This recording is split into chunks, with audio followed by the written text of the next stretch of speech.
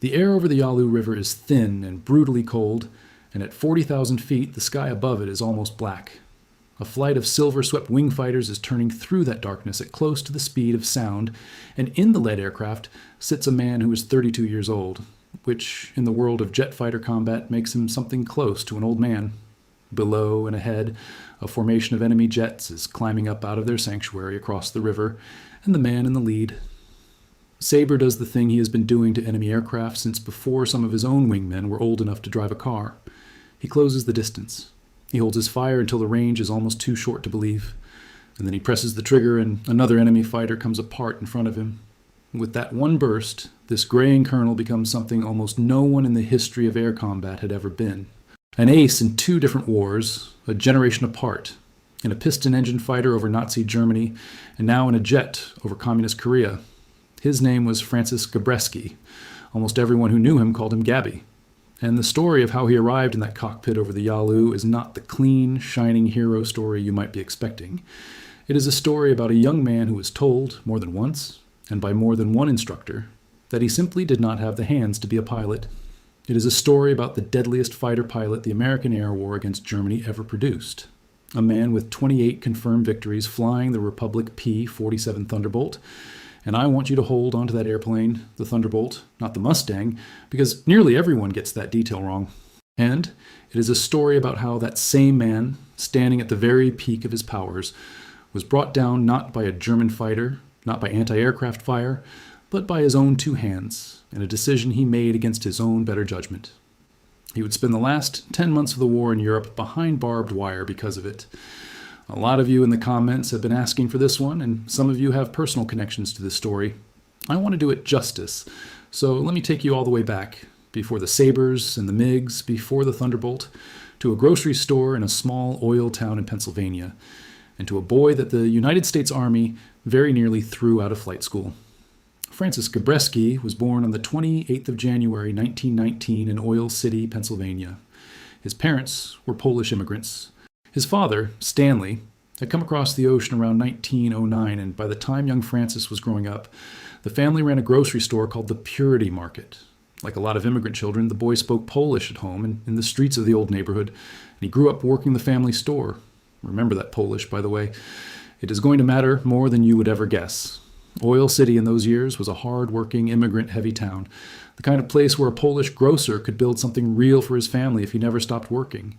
And Stanley Gabreski did exactly that, turning the profits of the Purity Market into a modest real estate holding and a comfortable life. His son grew up expected to work, expected to attend Mass, expected to make something of himself.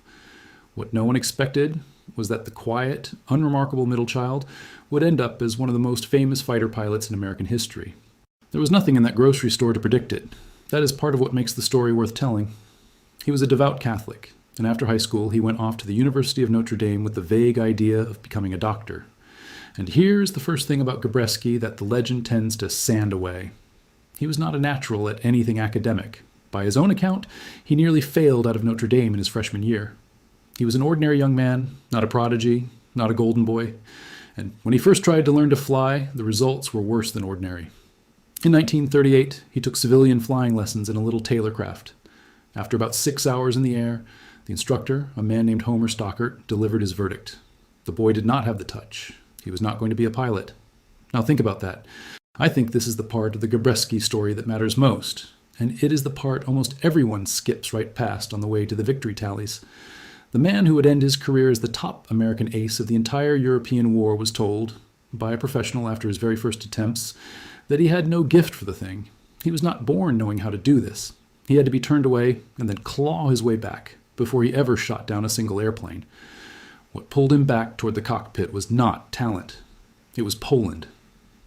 In September of 1939, German tanks rolled into the country his parents had left behind. And something in that news settled the matter for him. He volunteered for Army Air Corps flight training in 1940, and once again, almost immediately, he nearly washed out.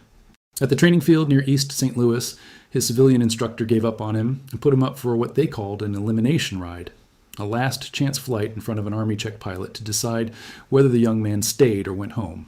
The Army examiner who climbed into that airplane, a captain named Ray Wassell, made a decision that changed the history of American air combat. He decided Gabreski was worth keeping. He passed him. By a very thin margin, and on the judgment of one man who saw something the others had missed, Francis Gabreski stayed in the program. He finished his basic training, he finished his advanced training, and in March of 1941, he pinned on the wings and the gold bars of a second lieutenant. If you are finding this valuable, subscribing genuinely helps. It tells the algorithm this kind of deep research is worth showing to more people.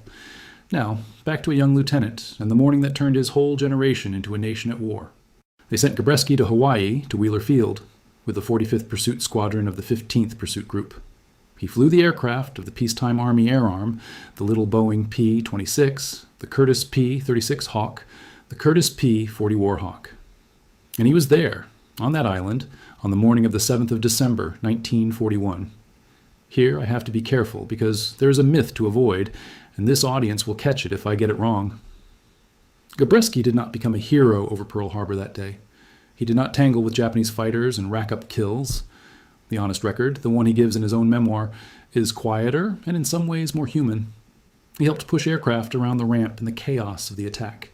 He managed to get airborne later in the day in a P-36, going up to do his part, as he put it, but by the time he was in the air, the Japanese strike had already turned for home. He fired at nothing. He shot down nothing. He was a young pilot flying into an empty sky above a burning fleet, and he came back down having seen the war begin without being able to touch it. That frustration, that sense of arriving just too late to matter, is going to become a pattern in the early part of his life, and it is the engine of everything he does next. Because now this Polish-American kid, fluent in the language of the country the Germans had crushed, starts to think about the one place he might actually get into the fight and learn from the people who had been fighting the longest.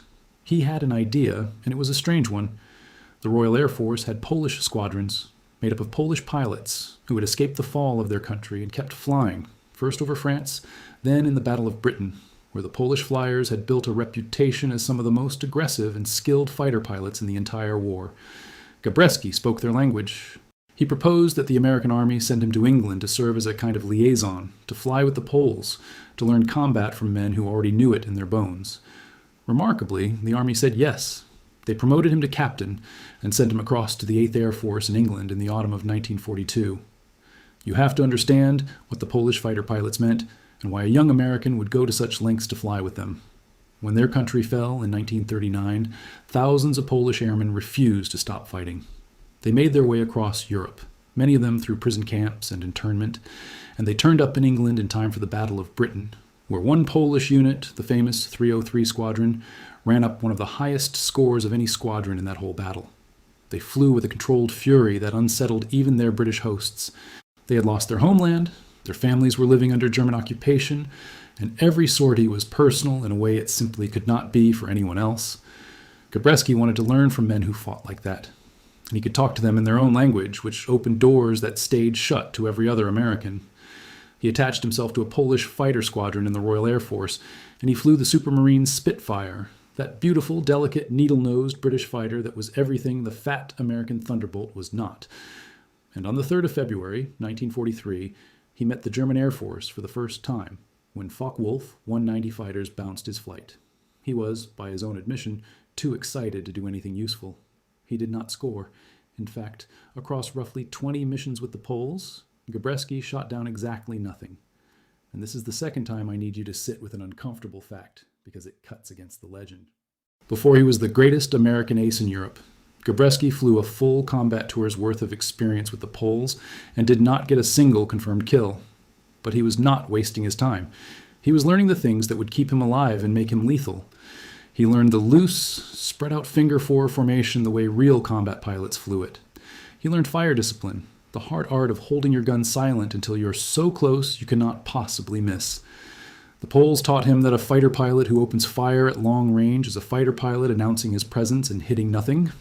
Get close, they told him. Get closer than feel safe. Then fire.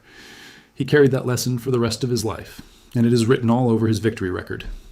He left the Poles in February of 1943, carrying a Polish decoration, the Cross of Valor, and something far more valuable, which was the knowledge of how this deadly work was actually done. Now, finally, it was time to go and do it under his own flag. He joined the 56th Fighter Group. If you know the air war over Europe, you just sat up a little straighter because the 56th was not just any group. It was Zemke's Wolfpack, named for its commander, Hubert Zemke, a hard, brilliant tactician the men called Hub. And the 56th flew the airplane I told you to hold on to, the Republic P-47 Thunderbolt. You have to understand what that airplane was, because it tells you everything about how Gabreski fought. The Thunderbolt was enormous.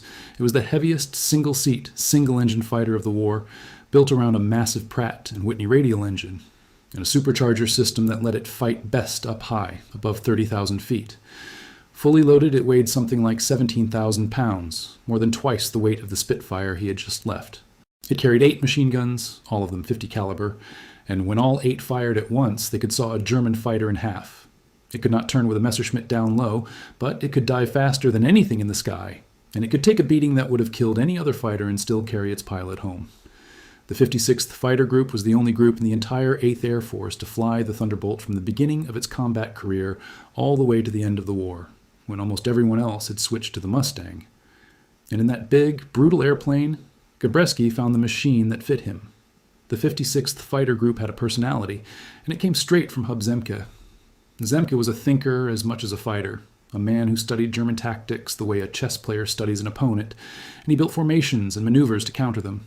One of them became famous enough that the pilots named it after him, the Zemke fan, a way of spreading a group of thunderbolts out across the sky so that no matter which direction the Germans came from, some element of the group would see them and turn into them.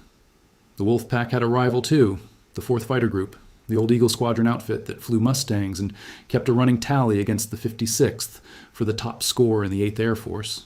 That rivalry drove both groups to fly harder, and it is a big part of why the 56th pushed its total as high as it did. Gabreski thrived inside that culture because it rewarded exactly the aggression the Poles had sharpened in him. He was not welcomed with open arms. This is another thing the tidy version leaves out. He arrived as an outsider, a man who had not trained with the group, had not shipped over with them, had not bled with them. The other pilots resented him. One of them, a lieutenant named Les Smith, admitted later that it took time before the group recognized what they had. But the recognition came because the results came. On the 15th of May, 1943, he damaged a Focke-Wulf 190 over Holland, his first real brush with the enemy in an American cockpit. And Zemke, who had a hard, discerning eye for talent, saw enough that on the 9th of June he gave Gabreski command of the 61st Fighter Squadron, jumping him ahead of 2 more senior men. That decision made the resentment worse, not better. Handing a squadron to the new man, over the heads of pilots who had waited their turn, is the kind of thing that curdles a unit, and it stayed curdled until the 24th of August, 1943, when Gabreski finally shot down his first enemy airplane, a Focke-Wulf 190 near Dreux in France. After that, the grumbling faded. It is very hard to resent a squadron commander who keeps proving he is the best pilot in the room. And then it got better. Fast. On the 26th of November, 1943, Gabreski shot down 2 Messerschmitt 110s on a single mission and became an ace, 5 victories. On a day the whole 56th Fighter Group set a record with 23 confirmed kills. For his leadership, he was awarded the Distinguished Service Cross. In January of 1944, he was promoted to lieutenant colonel. He was, by any measure, coming into his own as one of the deadliest men in the sky over Europe. Let me give you one mission to stand for the rest, because the tallies can go by so fast that they stop meaning anything. On the 22nd of May, 1944, over an airfield near Kiel in northern Germany, Gabreski caught Focke-Wulf 190s in the traffic pattern, which is the most dangerous moment in any pilot's day, low and slow and close to home. He shot down 3 of them on that single mission, the only triple of his career. Picture the discipline that takes. 3 separate firing passes, 3 times closing to that suicidal range, 3 times a short burst and a kill, all in the space of a few minutes, and all of it while other German fighters were somewhere in the same sky looking for him. That is not luck. That is a man who had turned the Polish lesson into something close to a reflex. His technique was exactly what the Poles had drilled into him. He did not spray. He did not fire hopeful bursts from 400 yards. He closed to inside 250 yards, sometimes far closer than that, close enough that his wingmen would curse him for stealing shots they had lined up, and then he fired one short, murderous burst, and an enemy airplane died. Roger Freeman, whose records of the 8th Air Force and books like The Mighty Eighth are the closest thing the subject has to scripture, documents the 56th Fighter Group as the highest scoring fighter group in the 8th Air Force. The exact group total is is one of those numbers the sources argue about, and I am going to be honest with you about that rather than pick one and pretend. The Air Force Historical Research Agency credits the group with 665.5 aircraft destroyed in the air. You will see the figure given as high as 677 in other serious accounts. The gap is real, and it comes down to how you count. I will flag it rather than paper over it. And it is worth remembering, underneath the tallies, what those fighters were actually for. Every victory Gabreski scored was, in the end, about the bombers. The heavy bomber crews of the 8th Air Force were dying in numbers that are hard to comprehend. And the fighters, the little friends, as the bombermen called them, were the difference between a crew coming home and a crew going down in flames over Germany. When Gabreski shot down a German fighter, he was very often saving 10 men in a B-17 he would never meet. The bomber crews knew it, and the bond between the heavies and the fighter pilots who protected them was one of the deepest in the whole air war. That is the human stake underneath every number in the story. Here is where the story reaches its summit, and it is worth slowing down for. By the spring and early summer of 1944, the whole character of the air war had changed. Lieutenant General Jimmy Doolittle had taken over the 8th Air Force and freed the fighters, cutting them loose from close escorts so they could go hunting for the Luftwaffe instead of flying tied to the bombers. For an aggressive pilot like Gabreski, that order was a gift, and his score climbed. On the 5th of July, 1944, near Évreux in France, he shot down another German fighter, and with it, he passed a mark that put his name at the very top. To understand the weight of that moment, you have to know about the man he passed, because he was standing right beside him in the same squadron. Robert Johnson, another pilot of the 56th, had been the first American in Europe to break the old World War I record of Eddie Rickenbacker, and he had finished his tour with 27 confirmed victories before rotating home. The two of them, Johnson and Gabreski, were the leading American aces in the European theater, and the historian accounts describe them sharing a toast the day Gabreski drew even. And then, on the 5th of July, Gabreski went one better and reached 28. 28 confirmed victories in the air. That was the number. Now, you will sometimes see it written as 31, and I want to explain that difference precisely, because it is exactly the kind of thing that lights up a comment section. The difference is 3 aircraft that Gabreski destroyed on the ground in strafing attacks. Ground kills were dangerous, they were valuable, and the Army did not count them toward a pilot's aerial score. So the honest aerial number is 28, and the honest way to say it, the way the Air Force Historical Research Agency historian Daniel Hallman puts it, is that Gabreski was the 3rd highest scoring Army Air Force's ace of the entire war, and the top scoring American ace against the Luftwaffe in Europe. That European record of 28 aerial victories was never surpassed by any American pilot fighting the Germans, not one. He stands there alone to this day. This is the top of the mountain. The immigrant grocer's son, who was told he had no touch, who washed out twice and was saved by one examiner's judgment, who arrived just too late at Pearl Harbor and scored nothing with the Poles, is now the single most successful American fighter pilot in the war against Germany. And this is exactly the moment the story turns. Because on the 20th of July, 1944, Francis Gabreski had already done enough. He had reached the 8th Air Force's combat time limit for fighter pilots, 300 hours. He had flown something like 193 combat missions. His war was officially over. There was a transport aircraft, a C-54, waiting to fly him home to America, to his fiancée, to a hero's welcome. His bags were packed. All he had to do was not fly, and he flew. He looked at the mission board and saw that the group was going out to escort bombers to Rüsselsheim, near Frankfurt. And he decided he would take just one more to close out his tour with a bang, as he put it in his memoir. This is the part the documentaries skip, so let me tell it to you straight, because how he went down is the single most misunderstood fact about the man.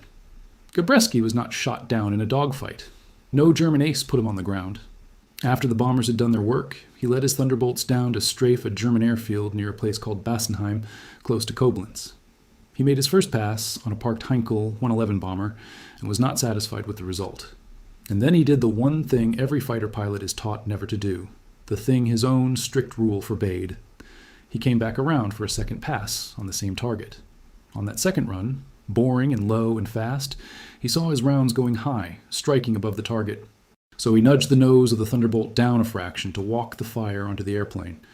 And in that instant, at that speed, that fraction was too much. The tips of his propeller blades struck the ground. The great engine did not quit, but the bent propeller threw the airplane into a violent shudder. Hydraulic fluid sprayed across his windscreen, and Francis Gabreski, the top American ace in Europe, understood in a heartbeat that he had just wrecked his own airplane by his own hand, with his war already won and a plane home waiting on the tarmac. He kept enough control to belly land the Thunderbolt in a field, climbed out, and ran for the trees. Here is my honest read of what happened over that airfield, and I have thought about it a lot. Gabreski was killed, as a combat pilot, by the exact quality that made him great. The aggression that let him close to point-blank range and never miss, the refusal to settle for a job half done, the instinct to come back around and finish it. That instinct served him for 2 years and 28 victories. And then, on a day he did not even have to be flying, on a target that did not matter, it killed his war. He broke his own rule about the second pass, and it cost him 10 months of his life. I do not say that to diminish him. I say it because it is true, because the audience for this channel has lived long enough to know that our greatest strengths and our worst mistakes very often come from the same place inside us. He evaded on the ground for 5 days. Think about that man, alone, in enemy country, the most wanted fighter pilot in the American Air Force, walking through Germany in 1944. On the 5th day, hungry and exhausted, he was captured. And there's a small, chilling grace note to it. He was interrogated by the most famous Luftwaffe interrogator of the war, a man named Hans Scharf, who, by some accounts, greeted him by name. "Hello, Gabby. We have been waiting for you for a long time." The Germans knew exactly who they had caught. Hans Scharf is worth a sentence of his own because he was not what you would expect. He was the Luftwaffe's master interrogator, and he got more useful information out of a captured American airman than anyone in the German system, and he did it without ever laying a hand on them. No beatings, no threats. He was friendly.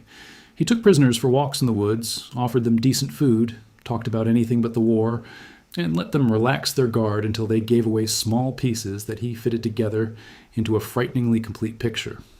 That such a man greeted Gabreski by name tells you how closely the Germans had been tracking the top American aces. They had a file on him long before he ever came down in that field. They sent him to a prison camp on the cold Baltic coast, Stalag Luft I, near the town of Barth, north of Berlin. And this is the wilderness of the story, the low point around which everything else turns.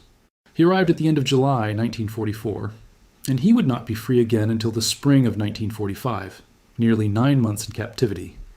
For Gabreski, the waiting was its own kind of torment. He was a man built to act, to fly, to close the distance and press the trigger, and for 9 months he could do nothing but sit in the cold and count the days while the greatest air battles in history went on without him in the sky over Germany.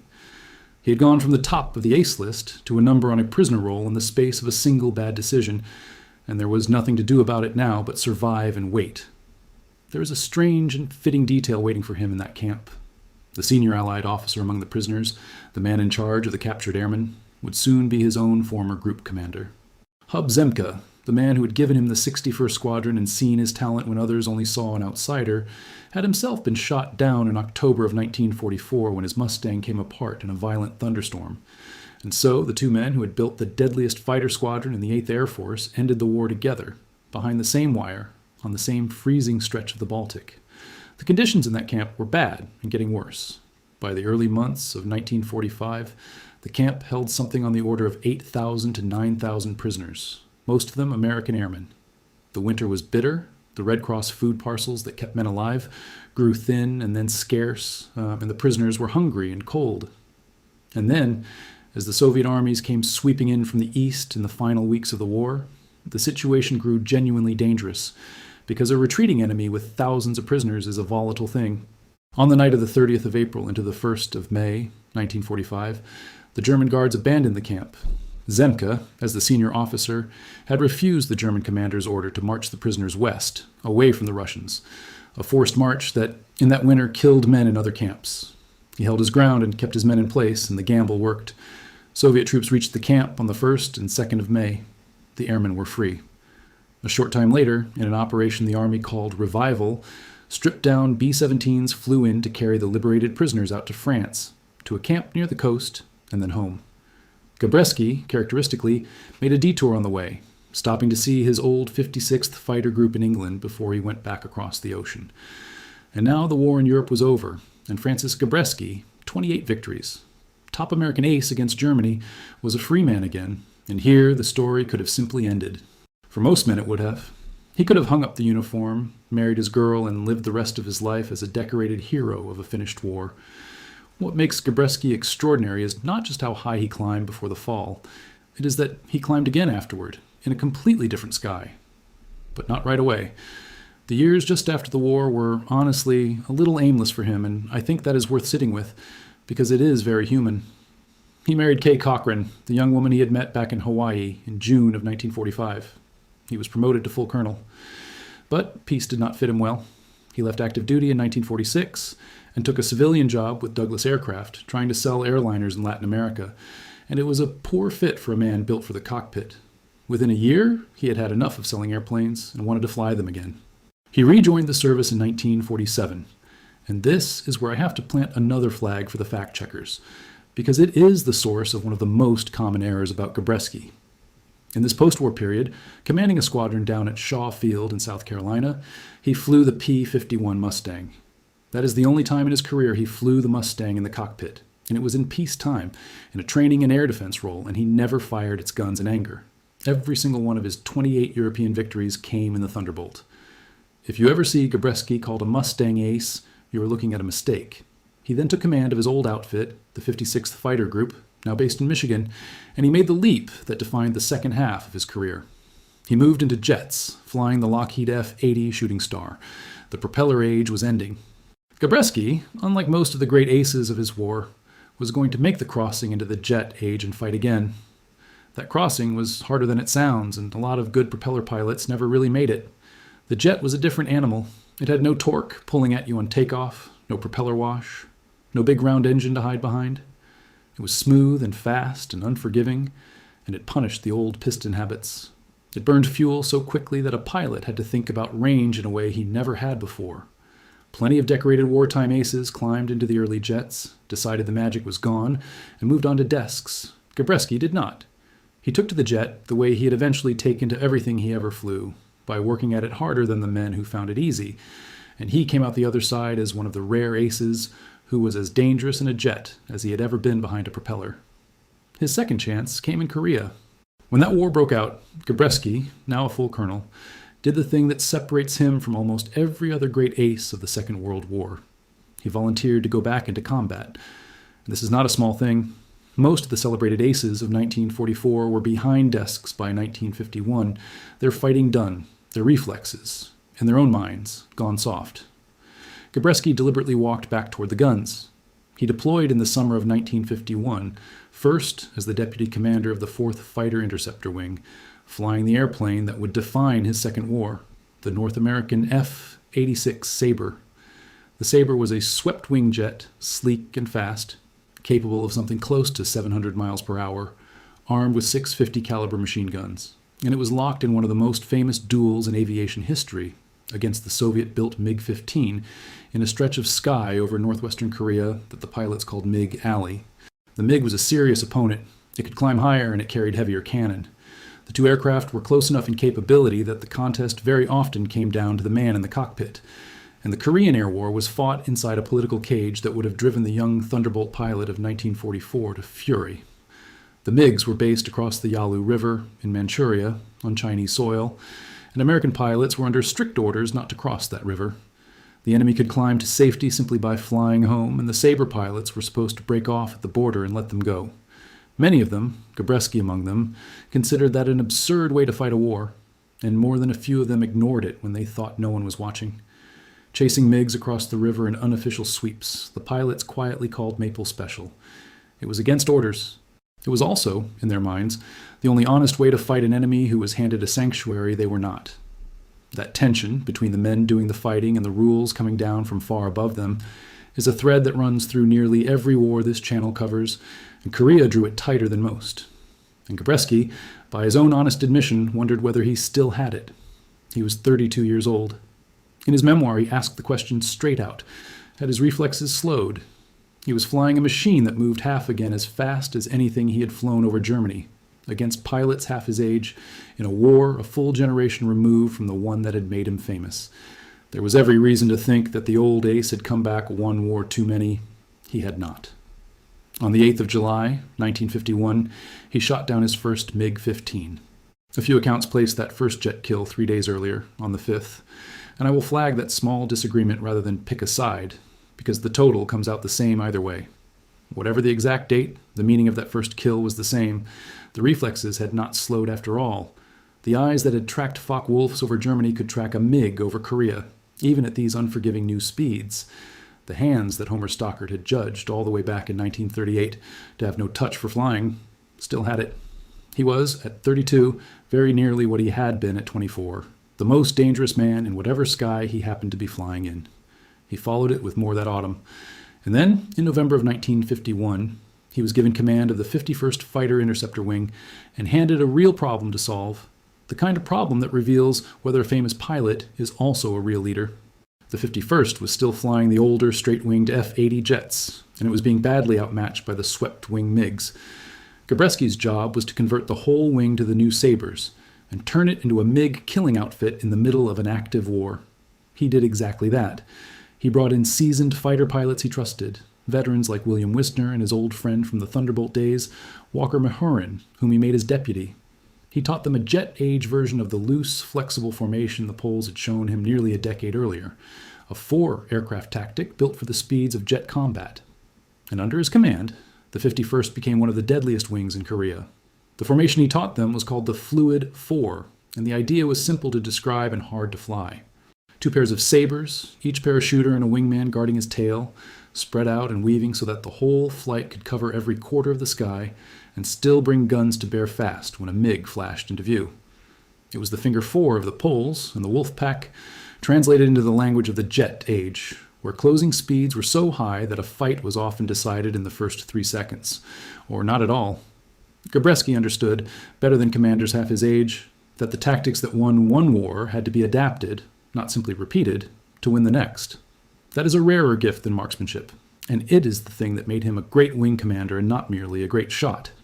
Combat in MiG Alley was a strange, high-altitude ballet fought at the very edge of what the aircraft could do.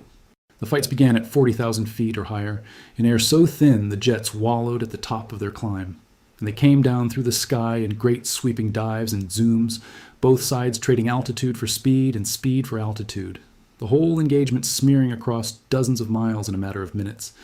A pilot might get one clean shot in an entire sortie, if he got one at all. To score 6.5 times in that environment, as a man in his 30s, who was also carrying all the paperwork and worry of commanding a wing, was a remarkable feat of both flying and will. Gabreski was not just leading from the front. He was still, at that age, one of the best shots in the theater. His own score climbed alongside the wings. He downed his 4th MiG in January of 1952. Then, on the 20th of February, came the one shared victory in this part of his record. And it is worth telling because it shows you the character of the man and the men around him. Gabreski fired on a MiG and could only claim it as a probable, a maybe. His pilot Wisner chased that same damaged MiG deep across the Yalu into Manchurian airspace where American pilots were officially not supposed to go, and finished it off. And then Wisner did something generous. He confirmed the kill for Gabreski rather than claiming the whole thing for himself. That is why the record shows Gabreski with a half credit, a shared MiG, and that half is the only fraction anywhere in his entire 2-war career. Which brings us to the 1st of April, 1952. On that day, Francis Gabreski shot down his 5th MiG-15 of the Korean War, and with that 5th jet kill, this 33-year-old colonel, this man who had washed out of flight school twice and been a prisoner of war, became an ace all over again, in a second war, in a jet. He was one of only a tiny handful of Americans ever to do it. He finished his Korean tour with 6.5 MiGs to his name, flew home in the summer of 1952, rode through San Francisco in a ticker tape parade, and shook hands with the President of the United States. For a moment, he was a national figure all over again, the way he had been 8 years earlier, the graying ace who had gone back to war and won a second time. The newsreels loved it. Here was living proof that the old warriors still had something to teach the new age. Let me put the whole record in one place, because when you see the numbers side by side, the achievement lands in a way that individual dates cannot convey. 28 confirmed aerial victories in the Second World War, every one of them in the P-47 Thunderbolt. 6.5 MiG-15s in Korea in the F-86 Sabre. Add them together, and you get 34.5 aerial victories across 2 wars, a generation apart, in 2 utterly different kinds of flying machine.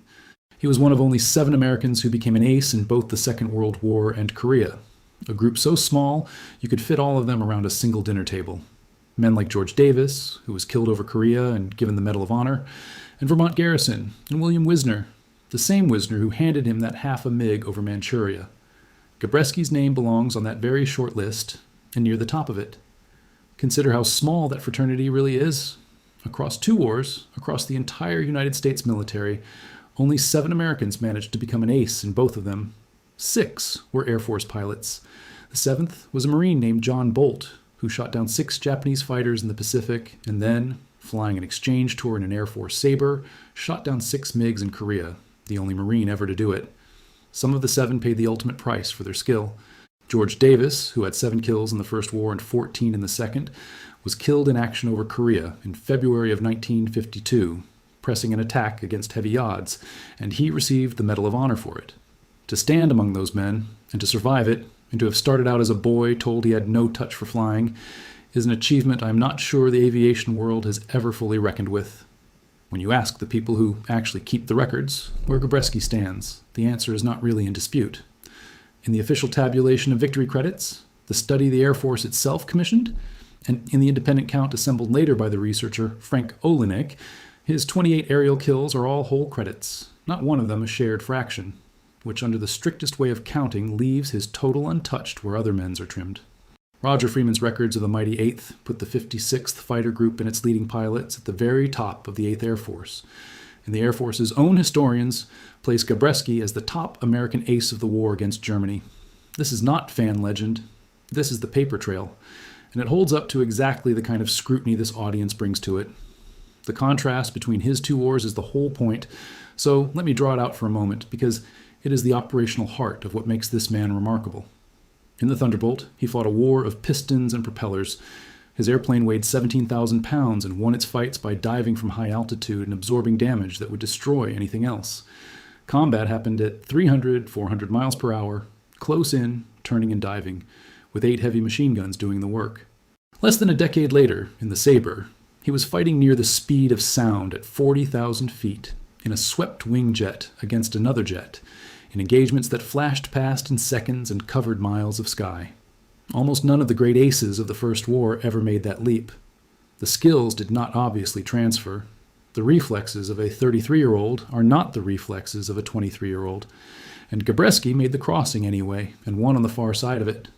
The one thing that did carry over from the Polish squadron to the Thunderbolt to the Sabre was the oldest lesson he ever learned. Get close. Hold your fire. Do not miss.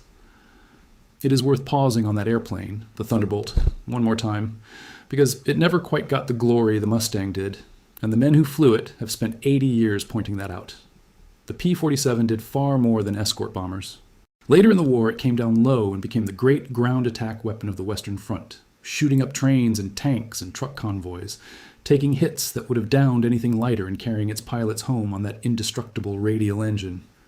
Gabreski was the highest-scoring American ace ever to fly it, and I think the fact that his airplane is the one people forget, the one they misremember as a Mustang, is a small injustice worth correcting every single time it comes up. He was a Thunderbolt ace. He would have wanted you to know it, so you would think a man like this would have retired a general, loaded with stars, the institution falling over itself to honor him. And here's where the story takes its last, quieter turn, the one that ties Gabreski to the deepest theme of this whole channel. He never made general. Francis Gabreski, ace of 2 wars, 34.5 aerial victories, more combat missions at one point than any other pilot in the United States Air Force, retired in 1967 as a colonel. He had commanded fighter wings. He had flown over 5,000 hours, most of them in jets. He had earned the Distinguished Service Cross, the Silver Star, and so many distinguished flying crosses that the sources honestly cannot agree on the exact count, placing it somewhere between 8 and 13. And the Air Force sent him into retirement without ever pinning a star on his shoulder. I believe that failure tells you something, and it is the same something this channel comes back to again and again. The qualities that make a magnificent combat pilot, the aggression, the independence, the willingness to chase a MiG across a forbidden border to finish the job, the instinct to make one more pass, are not the qualities that the peacetime institution rewards on its way to flag rank. The men who become generals are very often the men who manage upward, who fit the mold, who never bent a propeller against their own better judgment or crossed the Yalu without permission. Gabreski was the finest fighter pilot America produced against the Luftwaffe, and one of only 7 men to ace 2 wars, and the system that he served with such distinction could not quite find a way to make him a general. And if this sounds familiar to you, if somewhere in your own working life you watched the person who was actually the best at the job get passed over while a smoother, safer colleague climbed higher, then you already understand something about how institutions work that no organizational chart will ever admit. The pattern is old. Gabreski just happened to live it out at 400 miles an hour. None of this seemed to embitter him, and that is worth saying plainly, because a lesser man might have spent his retirement nursing the grievance. By every account, Gabreski stayed warm and approachable, generous with the younger pilots and the historians and the fans who sought him out, happy to tell the stories and quick to correct the ones that had drifted from the truth. He knew what he had done. He did not need a star to know it. There's a kind of quiet confidence in that which I find more impressive than any rank the Air Force could have handed him. He went to work for Grumman, the aircraft company, the day after he took off the uniform and stayed there for the better part of 2 decades. For a few years around the end of the 1970s, he even ran the Long Island Railroad, appointed in part because of his Polish roots and his fame, a strange civilian coda for a man who had spent his life in fighter cockpits, and he left that job under pressure after a couple of difficult years. He and Kay raised 9 children across nearly 50 years of marriage until she was killed in a car accident in 1993, coming home from an air show.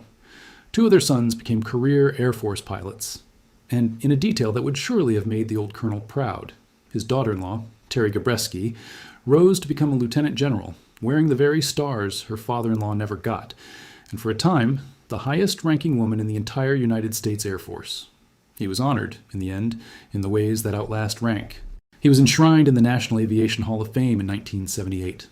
The airport near his Long Island home was renamed Francis Gabreski Airport, so that his name now sits over a field where airplanes come and go every day.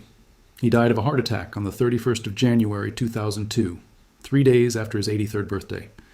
And at his funeral, F-15 fighters of the 4th Fighter Wing, a descendant of the outfit he had led over Korea, roared overhead in the missing man formation, one aircraft pulling up and away from the others, climbing alone into the sky, the way the Air Force says goodbye to its own.